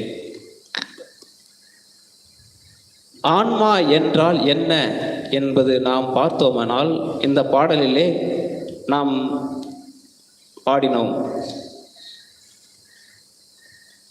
முடிவில்லாதது ஒன்றேதான், அழிவில்லாத ஆன்மாதான். முடிவில்லாதது, கடவுளுக்கு தொடக்கமில்லை. ஆனால் நமக்கு தொடக்கம் என்ற ஒன்று உண்டு, முடிவு என்பது கிடையாது. இந்த ஆன்மாவானது தொடங்கி இருக்கிறது, ஆனால் அழியாது என்பதை தான் இன்று நாம் கற்றுக்கொள்ள வேண்டும். நான் ஒரு ஜெபித்து கொண்டிருக்கும் போது ஒரு உருவகத்தை இந்த ஆன்மாவிற்கு நான் கொடுக்கலாம் என்று யோசித்தேன். வெறும் ஆன்மாவினால் மட்டும் நாம் உருவாக்கப்படவில்லை, உடலும் இருக்கின்றது. ஆகவே இந்த ஆன்மாவும் உடலும் எப்படி இருக்கிறது என்றால், ஒரு வில் அம்பை போன்று இருக்கிறது. ஒரு வில்லினை பயன்படுத்தி அன்பானது இலக்கை நோக்கி அடைகின்றது. அதை போல நம்முடைய உடலை பயன்படுத்தி ஆன்மா தன்னுடைய இலக்கை நோக்கி அடைய வேண்டும். அந்த வில்லை பயன்படுத்தி அம்பானது இலக்கை நோக்கி அடைவது போல நாமும் நம்முடைய உடலினை பயன்படுத்தி நம்முடைய ஆன்மாவானது இறைவனை அடைய வேண்டும் என்னும் கருத்தை தான் உங்கள் முன்னால் வைக்கின்றேன். இந்த அம்பும் வில்லும் என்பது தானாக இயங்காது, அதை இயக்கக்கூடிய ஒருவர் வேண்டும். அதை இயக்கக்கூடியவர் இயேசுவாக இருந்தால் விண்ணகம் என்பது உறுதி. அதை இயக்குவது சாத்தானாக இருந்தால் நாம் தான் அவரை இயக்குவதற்கு நாம் தான் அவருக்கு விடுதலை கொடுக்கின்றோம், அவருக்கு சுதந்திரத்தை நாம் தான் கொடுக்கிறோம். ஆகவே நம்மை இயக்குவது யார், இயேசுவா சாத்தானா என்பதை திருவிவித்திலே பார்க்கின்றோம். அப்போஸ்தலர் பணிகள் 17ஆம் அதிகாரம் 28ஆம் வசனம் இதை பற்றி தான் கூறுகிறது.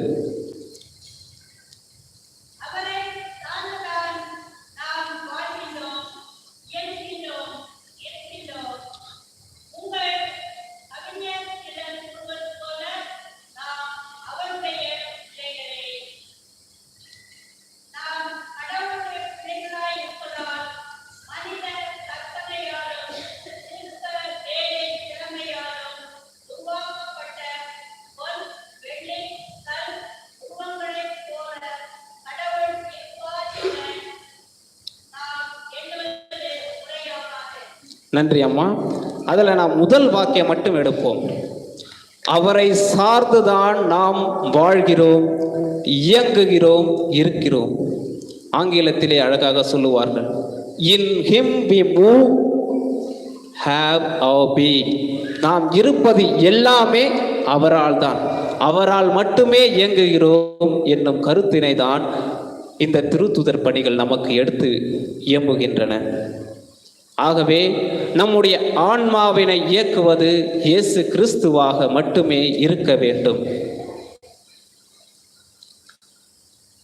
இந்த ஆன்மாவினை நாம் மீட்டு கொள்ள வேண்டும் என்று இயேசு இவ்வுலகிற்கு வந்தார்.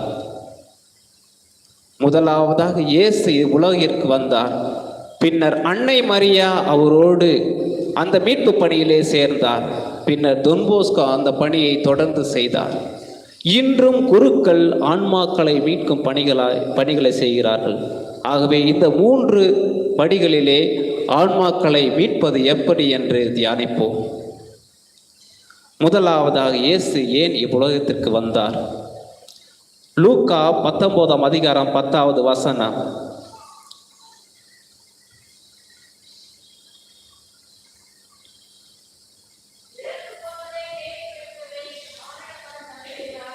நன்றி. இழந்து போனதை தேடி மீட்கவே மானிட மகன் வந்துள்ளார். எதை இழந்தார்கள் என்றால், பழைய ஏற்பாட்டிலே ஆதாம் ஏவாள் கடவுள் படைத்தார். அவர்களை ஆன்மாக்களாக படைத்தார். அவர் படைத்து அவர்களை அருளோடு வாழ செய்தார். அவர்கள் பாவம் செய்தபோது அந்த அருளினை இழந்தார்கள். ஆன்மாவிற்கென்று படைக்கப்பட்ட அருளினை இழந்ததால் அந்த அருளினை மீட்கவே இயேசு இவ்வுலகிற்கு வந்தார். பாவியாகிவிட்டோம், அவர்களை மீட்பதற்காக இயேசு அந்த அருளினை மீண்டும் ஆன்மாவிற்கு கொடுப்பதற்காகவே இயேசு இவ்வுலகிற்கு வந்தார். நாம் வழக்கமாக மருத்துவமனைக்கு செல்கின்றோம். மருத்துவமனைக்கு சென்று மருந்துகளை பெறுகின்றோம். அவர்கள் உடலினை குணப்படுத்துகிறார்கள். மருத்துவர்கள் மருந்தளிக்கிறார்கள். இறைவன் ஒருவரே குணமளிக்கின்றார். நாம் ஒரு துணி வாங்கி அதை தைத்தோம் என்றால், அதிலே ஒரு கிழிசல் ஏற்படுத்தி விட்டது என்றால் அதை 1 வருடம் பயன்படுத்தலாம், 2 வருடம் பயன்படுத்தலாம். அதற்கு மேல் பயன்படுத்த முடியாது. நம்முடைய மருத்துவர்களும் நன்றாக இருக்கிறது, உடல் வலிமையாக இருக்கிறது என்றால் அவர்கள் மருந்து கொடுத்து திரும்ப உடல் நிலைக்கு கொண்டு வருவார்கள். உடல் மிகவும் மோசமாய்விட்டது என்றால் மருத்துவர்களால் அதற்கு மேல் ஒன்றும் செய்ய முடியாது. உடல்நிலை நல்ல விதத்திலே வைத்துக் கொள்ள உதவுபவர்கள் மருத்துவர்கள். ஆனால் ஆன்மாவினை குணப்படுத்த ஒருவர் மட்டுமே முடியும், அவர் இயேசு கிறிஸ்து. இந்த ஆன்மாக்களை குணப்படுத்த வேண்டும் என்றால் கிறிஸ்து ஒருவரால் மட்டுமே குணப்படுத்த முடியும். இந்த உலகில் உள்ள எவரும் ஆன்மாவை குணப்படுத்த முடியாது. ஏனென்றால் அவர் ஒருவரே தன்னுடைய சொந்த இரத்தத்தால் நம்மை மீட்டார். அவருக்கு மட்டுமே அந்த வல்லமை உள்ளது. நம் ஆன்மாக்களை மீட்கின்ற வல்லமை கிறிஸ்து இயேசுவுக்கு மட்டுமே இருக்கின்றது. நாம் தினமும் திருப்பலியிலே நற்கருணை வாங்குவதற்கு முன் ஒரு ஜெபத்தினை சொல்கின்றோம். ஆண்டவரே, நீர் இல்லத்தில் எழுந்திரி வர நான் தகுதியற்றவன், ஆனால் ஒரு வார்த்தை மட்டும் சொல்லியருளும், என் உடல் குணமடையும். என் உடல் குணமடைய வேண்டும் என்று நாம் எப்பவும் சொல்வதில்லை, என் ஆன்மா குணமடைய வேண்டும் என்றே சொல்கிறோம். ஆகவே இந்த திருப்பலி புத்தகமானது ஏதோ ஒருவர் எழுதியது அல்ல. பல நூற்றாண்டுகளாக பல இறையியல் அறிஞர்கள் சிந்தித்து ஒவ்வொரு சொல்லையும் தேர்ந்தெடுத்து அதற்காக வாக்களித்து ஒரு சொல்லையும் எடுத்து வைக்கிறார்கள்.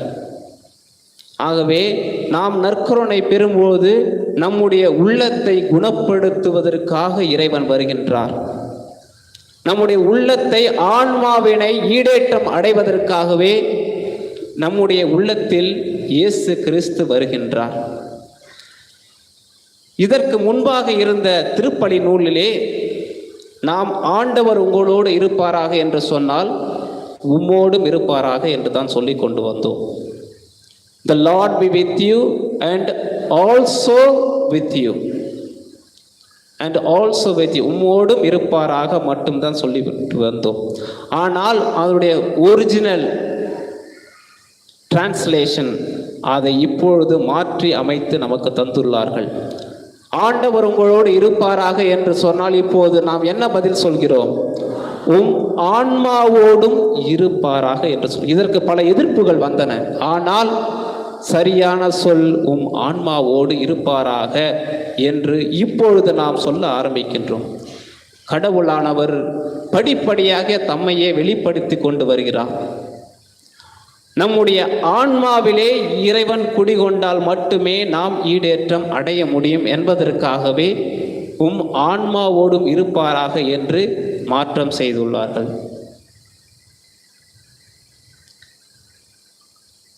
இறுதியாக இந்த இயேசு கிறிஸ்து என்ன சொல்கிறார் என்றால், நீங்கள் யாரும் மற்றவர்கள் உங்களை ஆலயத்துக்கு கொண்டு வரும் வரை காத்திருக்காதீர்கள். மற்றவர்கள் உங்களை ஆலயத்திற்கு கொண்டு வரும் நாள் வரை நீங்கள் காத்திருக்காதீர்கள். நீங்களாக ஆலயத்திற்கு வந்து ஆன்ம ஈடேற்றம் பெறுங்கள். மற்றவர்கள் உங்களை கொண்டு வரும் நாள் வரை காத்திருக்காதீர்கள் என்று இறைவன் நமக்கு எடுத்து சொல்கின்றார். அடுத்ததாக நாம் பார்த்தோமானால், அன்னை மரியா எப்படி ஆன்மாக்களை ஈடேற்றம் செய்ய, ஆன்மாக்களை மீட்டார் என்று பார்த்தோம். இறைவனது திட்டத்தில் முழு பங்கு வகித்தவர் அன்னை மரியா. ஆகட்டும், சித்தத்தின்படி உமது வார்த்தையின்படி ஆகட்டும் என்று சொன்ன அத்தருணத்திலிருந்து இன்று வரை ஒவ்வொரு ஆன்மாக்களையும் எப்படி காப்பாற்றுவது என்று தன் மகனிடம் பரிந்து பேசிக் கொண்டிருப்பவர் தான் அன்னை மரியா. அவர் எப்படி ஆன்மாக்களை காப்பாற்றினார் என்று பார்த்தோமானால், அவர் இறைவனின் தாயாவார் என்ற செய்தி கேட்டவுடன் தன்னுடைய உறவினரான எலிசபெத்தை சென்று சந்திக்கிறார். அதற்கு எலிசபெத்து ஒரு வார்த்தை சொல்லி வரவேற்கிறார். ஆண்டவரின் தாய் என்னிடம் வர நான் யார் என்று சொல்கிறார். அப்பொழுது அவர் தூய ஆவியால் ஆட்கொள்ளப்பட்டு முதல் வரியினை சொல்கிறார். ஆண்டவரை எனதுள்ளம் போற்றி பெருமைப்படுத்துகின்றது, என் மீட்பராம் கடவுளை நினைத்து எனது மனம் பேறு வகை கொள்கிறது. ஆண்டவரை எனது மனம் போற்றி ஆண்டவரை எனது உள்ளம், எனது ஆன்மா போற்றி பெருமைப்படுத்துகின்றது. நான் ஆண்டவரை போற்றுகிறேன் என்று சொல்லவில்லை. My soul glorifies the Lord. என்னுடைய ஆன்மா ஆண்டவரை போற்றுகிறது என்று அன்னை மரியாள் சொல்கிறார். நான் போற்றுகிறேன் கடவுளை என்று சொல்லவில்லை. ஆகவே அந்த ஆன்மாவை காப்பதற்காகவே தொடர்ந்து அந்த அன்னை மரியாள் தன் மகனிடம் பரிந்து பேசுகின்றார். ஒரு முறை ஒரு வழக்கமாக ஒரு கதை ஒன்று சொல்லுவாங்க. ஒரு முறை அன்னையுடைய பக்தர் அன்னையிடம் சென்று, நான் விண்ணுலகத்திற்கு அனுமதிக்கப்படவில்லை, எனக்காக பரிந்து பேசுங்கள் என்று சொல்லும்போது ராயப்பர் அன்னை மரியாவிடம், அவருடைய பேர் இல்லை, ஆகவே நான் அனுமதிக்க முடியாது. என்னுடைய பக்தருக்கு விண்ணுலகத்தில் இடம் இல்லை என்றால் நானும் இங்கே இருக்கவில்லை, நான் போகிறேன் என்று போய்விட்டார். அவரை தொடர்ந்து அவருடைய கணவரான யோசப், என் மனைவிக்கு இங்கு இடமில்லை என்றால் நானும் செல்கிறேன் என்று போய்விட்டார். இறுதியாக இயேசு, என்னுடைய தாய் தந்தை எங்கே காணவில்லை என்று அறிந்ததும், நானும் அவர்களுக்கு இடமில்லை என்றால் நான் இங்கே இருந்து என்ன பண்ண போகிறேன், அவரை சென்று விட்டார் என்று ஒரு கதை ஒன்று இருக்கும். ஆகவே அன்னை மரியாள் ஒவ்வொரு நாளும் ஒவ்வொரு ஆன்மாவையும் காப்பதற்காக தினமும் பரிந்து பேசுகின்றார். இது ஏதோ ஒரு கட்டுக்கதையாக சொல்லவில்லை. 1917 ஆண்டு அக்டோபர் 13 நாள் பாத்திமா நகரிலே அன்னை மரியாள் 3 குழந்தைகளுக்கு தோன்றுகிறார். Lucy, Francisco, Jesintha. அவரிடம் அன்னை மரியாள் என்ன சொன்னார் என்றால், ஆன்மாக்களை காப்பாற்ற ஜெபம் செய்யுங்கள், தபம் செய்யுங்கள். அந்த ஆன்மாக்களை காப்பாற்றுவதற்காகவே என் மகன் இயேசு இந்த உலகத்திற்கு வந்தார்.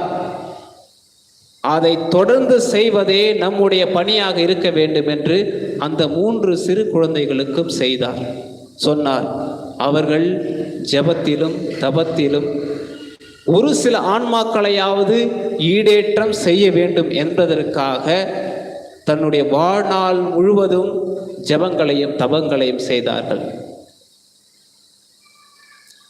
இயேசு விட்டு சென்ற கடைசி ஆதாயம், லாஸ்ட் மீன்ஸ், நம்முடைய ஆன்மாக்களை காப்பாற்றுவதற்கான கடைசி ஆதாயம் அன்னை மரியாள். வேறு எந்த புனிதர்கள் பரிந்துரை செய்தாலும் இறைவன் இயேசு கேட்பாரா கேட்ப மாட்டாரா என்பது ஒரு சந்தேகம். ஆனால் அன்னை மரியாள் பரிந்துரைக்கும் போது இயேசு கண்டிப்பாக கேட்பார். ஏனென்றால் கானா ஒரு திருமணத்திலே அவருடைய நேரம் வரவில்லை என்றாலும் அன்னைக்கு கீழ்ப்படிந்து தன்னுடைய நேரத்தினை வர வைக்கின்றார். அன்னை மரியிடம் பக்தி கொண்டால் நிச்சயம் விண்ணகம் நம்மிடம் இருக்கின்றது என்று இன்று உங்களிடையே சொல்லிக் கொள்கிறேன். ஒரு குருவானவர் இறந்து அவரும் விண்ணகத்திலே போகலாமா வேண்டாமா என்று ஒரு சந்தேகத்தில் இருக்கும்போது அன்னை மரியாள் ஓடி வருகின்றார். என் மகனின் திருப்பணியை செய்தவர், இவரை முதலில் உள்ளே அனுமதியுங்கள் என்று அன்னை மரியாளின் பரிந்துரையால் உள்ளே செல்கின்றார். தொடர்ந்து நம்மை என்றென்றும் விண்ணகத்திற்கு அழைத்து செல்ல அன்னை மரியாள் தொடர்ந்து நமக்காக பரிந்து பேசிக் கொண்டிருக்கின்றார்.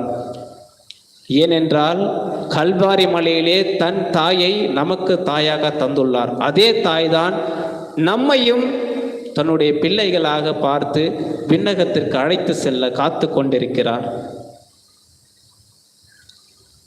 அடுத்ததாக நம்முடைய தலைவன் தொன் போஸ்கோ என்ன சொல்கிறார் என்று பார்ப்போம். ஆன்மாவிற்காகவே தன்னுடைய வாழ்க்கை முழுவதும் அர்ப்பணித்தவர் புனித தொன் போஸ்கோ. அன்னை மரியாவின் வழிகாட்டலில் தொடர்ந்து இறுதி மூச்சு வரை ஏதாவது ஒரு ஆன்மாவை நான் காப்பாற்றினால் போதும் என்று தன்னுடைய வாழ்க்கை முழுவதுமே அர்ப்பணித்தவர் புனித தொன் போஸ்கோ. அவரை நாம் எப்படி அழைக்கின்றோம் என்றால் ஹண்டர் ஆஃப் சோல்ஸ். ஒரு ஆன்மாவினை காப்பதற்காக வேடனாக மாறியவர். வேடனுக்கு எங்கே பருந்து உட்கார்ந்து கொண்டிருக்கிறது, எங்கே ஒரு புறா உட்கார்ந்து கொண்டிருக்கிறது, எங்கே ஒரு பறவை உட்கார்ந்து கொண்டிருந்து சரியாக துல்லியமாக பார்ப்பவர். அதை போலதான் நம்முடைய தொன் போஸ்கோவும்.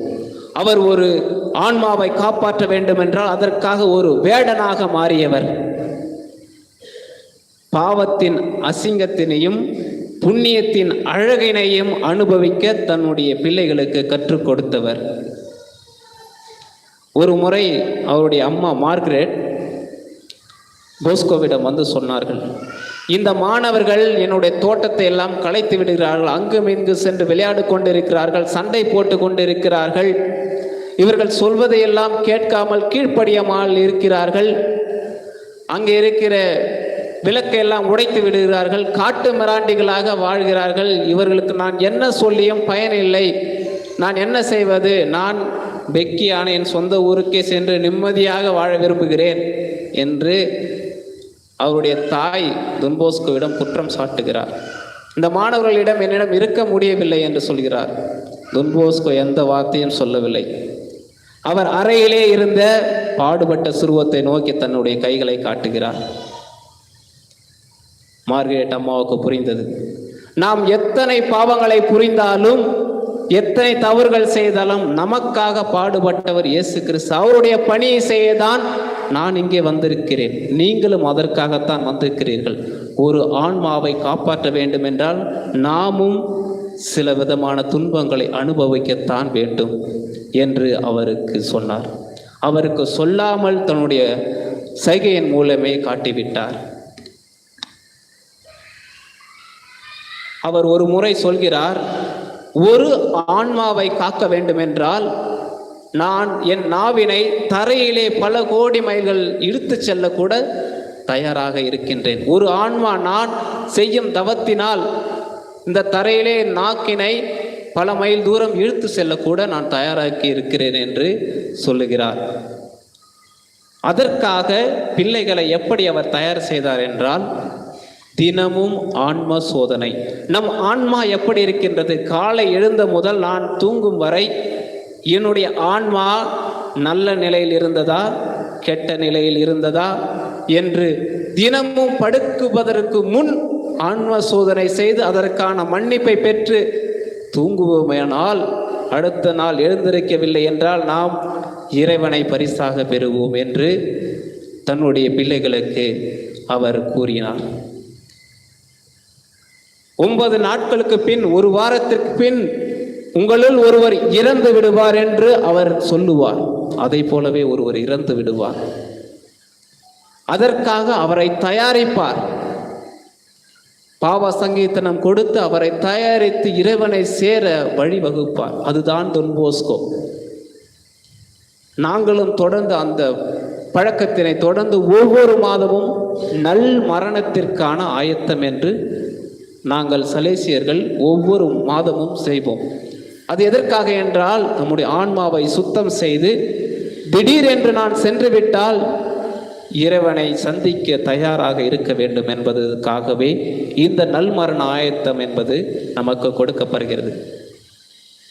ஆகவே முதலாவதாக இயேசு எப்படி நம்மை ஆன்மாக்களை காப்பாற்றுகிறார், இரண்டாவதாக அன்னை மரியாள் எப்படி நம்மை காப்பாற்றுகின்றார், மூன்றாவதாக தொன் போஸ்கோ எப்படி நம் ஆன்மாவை காப்பாற்றுகின்றார், இறுதியாக நாம் நம் ஆன்மாக்களை காப்பாற்ற வேண்டுமெனால் அதற்காக திரு அவை ஒப்புரவு அடையாளத்தினை நமக்கு தந்திருக்கின்றது. கடவுளுக்கு தெரியும் நாம் பல முறை தவறுவோம் என்பது தெரிந்ததனால்தான் இந்த ஒப்புரவு அடையாளத்தினை நமக்காக ஏற்படுத்தி இருக்கின்றார். குருக்களை தூய்மைப்படுத்தும் பணியாளர்களாக வைத்திருக்கிறார். எப்படி ஒரு தூய்மைப்படுத்தும் பணியாளர் வேண்டாத குப்பைகளை எல்லாம் சுமந்து சென்று சேர்க்கின்றாரோ, அதை போல மக்களிடம் உள்ள வேண்டாத குப்பைகளை அவரிடம் போட்டுவிட்டால் அவர் எடுத்துக்கொண்டு இறைவனிடம் சேர்த்து விடுவார். அந்த தூய்மை பணியாளர்கள் தான் குருக்கள். உள்ளத்தில் உள்ள அழுக்கு, அகங்காரம், பாவம் அனைத்தையும் நீக்குவதற்காகவே இந்த குருக்களை அனுப்பியிருக்கின்றார். அங்கே இறைவன் தாமே உரைகிறார் என்னும் நம்பிக்கையை சிதைக்கின்றவன் சாத்தான் மட்டுமே. சாத்தானுக்கு பிடிக்காதது ஒன்று ஒப்புரவு அருட்சாதனம். ஏனென்றால் ஒப்புரவு அருட்சாதனத்தின் வழியாக ஆன்மாக்கள் ஈடேற்றம் பெறுவார்கள். புனித பியோ அவர்கள் திருப்பலி நிறைவேற்றி கொண்டிருக்கும் போது எண்ணற்ற ஆன்மாக்கள் அந்த பலிபீடத்தினை சூழ்ந்து இருக்கும். அவர் பாவசங்கத்தின் தொட்டியிலே உட்கார்ந்து கொண்டிருக்கும் போது, நான் உயிரோடு இருக்கும் போது இந்த பாவத்தை அறிக்கையிட்டிருந்தால் நான் இங்கு இருந்திருக்க மாட்டேன் என்று அவரிடம் கதறுகின்ற பல ஆன்மாக்கள் இருக்கின்றன. அவற்றுக்காக ஈடேற்றம் பெற தந்தை பியோ அவர்கள் ஒப்புரவு அருட்சாதனத்தின் வழியாக ஜெபிப்பார், திருப்பலி வழியாக ஜெபிப்பார். ஆகவே அவர் ஒரு புத்தகத்தை எழுதினார், ஹோலி சோல்ஸ் என்ற ஒரு புத்தகத்தை எழுதினார். அதிலே பல ஆன்மாக்கள் அவரிடம் பேசின. அதிலே ஒரு ஆன்மா தன்னுடைய செமினரி வாழ்க்கையிலே வாழ்ந்து கொண்டிருக்கும் போது அங்கே சொல்லுவதை செய்யாமல் தான்றோண்டித்தனமாக வாழ்ந்த ஒரு ஆன்மா அவரிடம் கெஞ்சி மன்றாடியது, எனக்காக ஒரு திருப்பலி நிறைவேற்றுங்கள், நான் ஈடேற்றம் அடைய. ஆகவே இத்திருப்பலியானது மிகப்பெரிய ஒரு ஜெபம். இந்த திருப்பலி இயேசு சிந்திய இரத்தத்தால் மட்டுமே நாம் ஈடேற்றம் அடைய முடியும். இறந்த பிறகு திருப்பலி ஏன் ஒப்பு கொடுக்கிறார்கள்?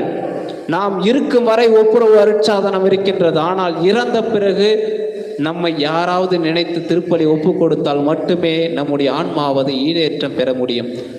ஆகவே இந்த ஒப்புரவு அருட்சாதனத்தை நாம் எவ்வாறு பங்கு கொள்கின்றோம் என்பதை இன்று நாம் சிந்திப்போம். நம்முடைய ஆன்மா இன்று சென்று விட்டது என்றால் நாம் தயாராக இருப்போமா என்பதை சிந்திப்போம்.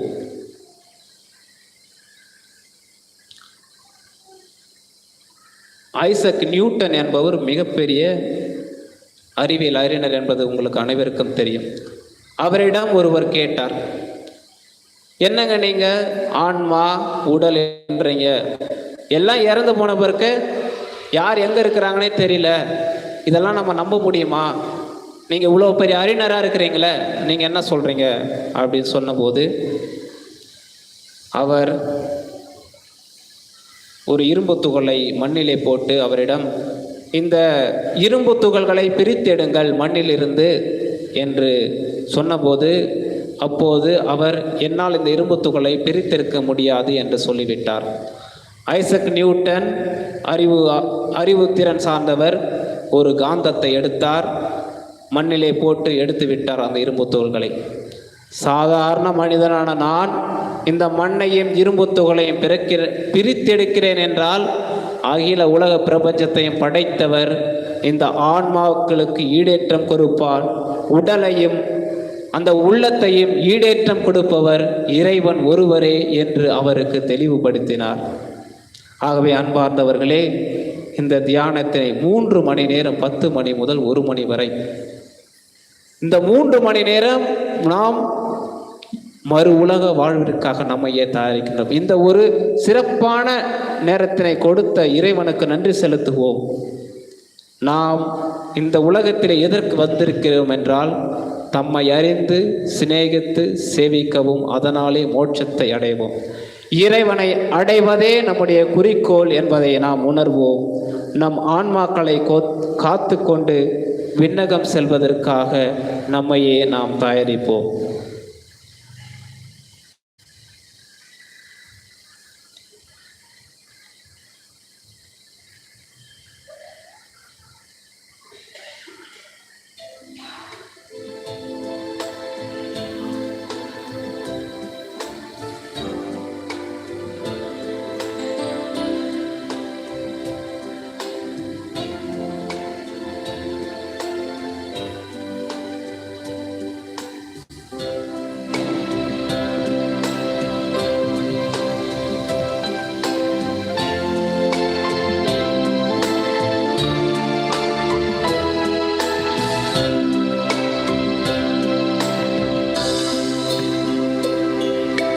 மாண்புயரில் அருட்சாதனத்தை தாழ்ந்து பணிந்து ஆராதிப்போம். பழைய நியம முறைகள் அனைத்தும் இனி மறைந்து முடிவு பெறுக. புதிய நியம முறைகள் வருக. புலன்களாலே மனிதன் இதனை அறிய இயலா. குறையை நீக்க விசுவாசத்தின் உதவி பெறுக. பிதாவர்க்கும் சுதனவர்க்கும் புகழ்ச்சியோடு வெற்றியாக்கும் மீட்பின் பெருமை மகிமையோடு வலிமை வாழ்த்து யாவுமாக இருவரிடமா வருகின்றவராம் தூய ஆவியானவர்க்கும் அளவில்லாத சம புகழ்ச்சி என்றுமே உண்டாக. வானிலிருந்து அவர்களுக்கு அப்பம் அளித்தீரே. இனிமையெல்லாம் தன்னகத்தை கொண்ட அப்பம் இதுவே. மன்றாடுவோமாக. இறைவா, இந்த வியப்புக்குரிய திருவருட்சாதனத்தில் உம்முடைய திருப்பாடுகளினை எங்களுக்கு விட்டு சென்றே. உமது திருவுடல் திரு ரத்தம் இவற்றின் மறைபொருளை வணங்கும் நாங்கள் உம்மீட்பின் பலனை இடைவிடாமல் அனுபவிக்க அருள் புரியுமாறு உம்மை மன்றாடுகின்றோம். என்றென்று வாழ்ந்து ஆட்சி செய்கின்றவர் நீரே. ஆமென்.